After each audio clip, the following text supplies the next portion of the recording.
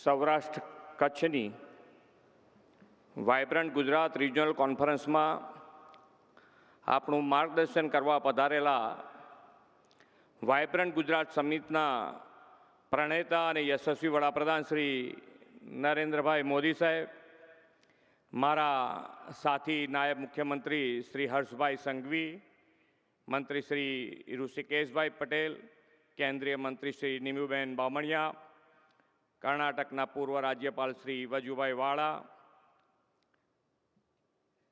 Partner country રવાંડાના high commissioner મહામહિમ Shrimati Jacqueline Mukangira, partner country યુક્રેનના એમ્બેસેડર મહામહિમ ડૉક્ટર એલેક્ઝાન્ડર પોલિશિચુક,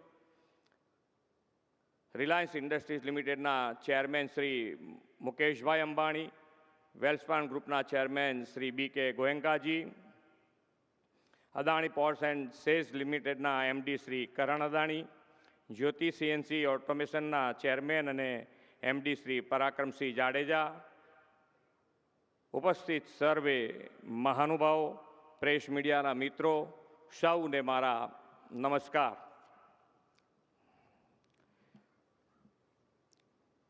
વિશ્વ નેતા અને લોકલાડીલા વડાપ્રધાન શ્રી નરેન્દ્રભાઈ મોદીએ આજે સવારે સોમનાથ સ્વાભિમાન પર્વથી જન જનમાં આસ્થા અને આધ્યાત્મિકતાની જ્યોતને વધુ ઉજાગર બનાવી છે અને હવે ઉદ્યમશીલતાથી આત્મનિર્ભરતાને વેગ આપવા માટે વાઇબ્રન્ટ ગુજરાત રિજનલ કોન્ફરન્સનો પ્રારંભ કરવા આપણી સૌની સાથે ઉપસ્થિત થયા છે.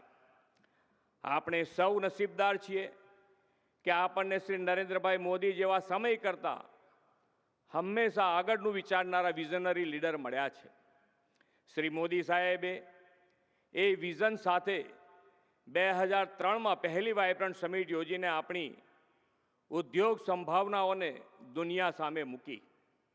મહાજન, પ્રજાજન અને પ્રશાસનના સહયોગથી 2003ની વાઇબ્રન્ટ સમિટને મળેલી સફળતા પછી તેમણે કહેલું કે Gujarat can and Gujaratis will.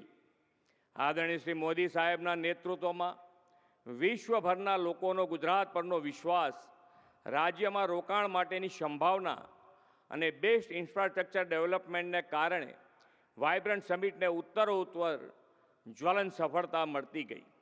ગુજરાતના આના પરિણામે દેશના વિકાસનું ગ્રોથ એન્જિન અને most preferred destination for investment બન્યું છે.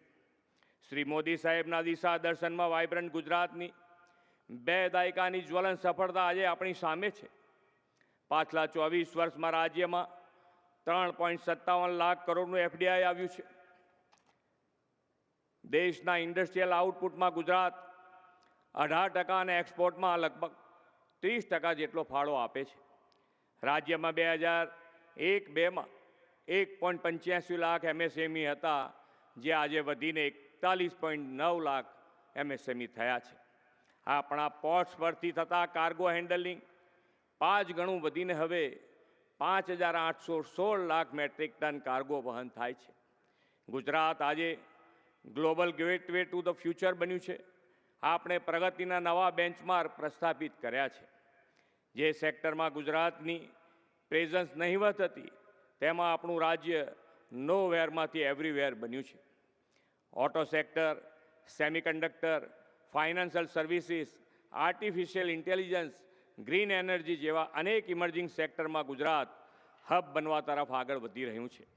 આપણે શ્રી મોદી સાહેબની પ્રેરણાથી 2024માં જે વાઇબ્રન્ટ સમિટનું આયોજન કર્યું, તેમાં આ સેક્ટર્સ સહિતના અન્ય સેક્ટર્સમાં રોકાણ માટે 98,000 જેટલા એમઓયુ થયા હતા. મને કહેતા આનંદ થાય છે કે આ એમઓયુમાંથી 25,500 તો એકલા સૌરાષ્ટ્ર કચ્છ માટેના હતા અને એમાંથી 78% પ્રોજેક્ટો કમિશન પણ થઈ ગયા છે. આપણા દરેક જિલ્લા અને રિજિયનની પોતાની આગવી ઓળખ, વારસો અને વિશિષ્ટ સ્ટ્રેન્થ છે. વડાપ્રધાનશ્રીએ ટિયર 2, ટિયર 3 શહેરો તથા ગ્રામ્ય વિસ્તારો પણ સસ્ટેનેબલ ડેવલપમેન્ટ માટે વાઇબ્રન્ટ ગુજરાત રિજનલ કોન્ફરન્સથી આ ગ્રોથ જર્નીમાં જોડાય એવો વિચાર આપણને આપ્યો છે. આજે સૌરાષ્ટ્ર કચ્છની VGRC વડાપ્રધાનશ્રીની પ્રેરક ઉપસ્થિતિમાં શરૂ થાય છે.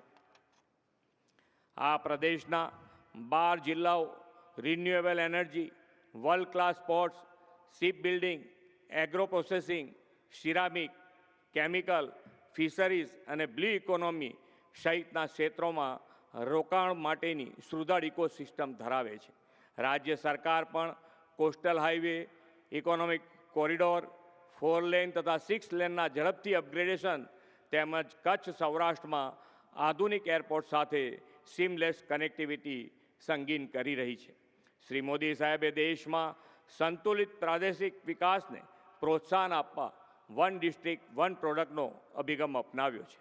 આપણા જિલ્લાઓ પણ વિવિધ પ્રોડક્ટના મેન્યુફેક્ચરિંગ હબ બનીને વોકલ ફોર લોકલ અને લોકલ ફોર ગ્લોબલ સાકાર કરે તે માટે રાજ્ય સરકારે સ્ટેટ જીડીપીની જેમ જ દરેક ડિસ્ટ્રિક્ટના જીડીપીમાં વૃદ્ધિનો કોન્સેપ્ટ ડેવલપ કર્યો છે. જિલ્લાઓના વિકાસની ગતિને નવી દિશા આપવા આપણને વડાપ્રધાનશ્રીના માર્ગદર્શનમાં 6 રિજિયનલ ગ્રોથ હબ વિકસાવવાના છીએ. આ રિજિયનલ ગ્રોથ હબ હવે વાઇબ્રન્ટ સમિટથી આત્મનિર્ભર વિકસિત ભારતનો વડાપ્રધાનશ્રીનો સંકલ્પ પાર પાડવામાં ગુજરાત અગ્રેસર રહેશે. વાઇબ્રન્ટ સમિટ હવે વિશ્વાસ, વિશ્વસનીયતા અને વિકાસની બ્રાન્ડ બની છે. આ વિજયામાં ઉપસ્થિત દેશ વિદેશના આપ સૌ રોકાણકારોને આ બ્રાન્ડના પાર્ટનર બનવાનું આમંત્રણ પાઠવીને વિરમું છું. ભારત માતા કી જય. વંદે માતરમ.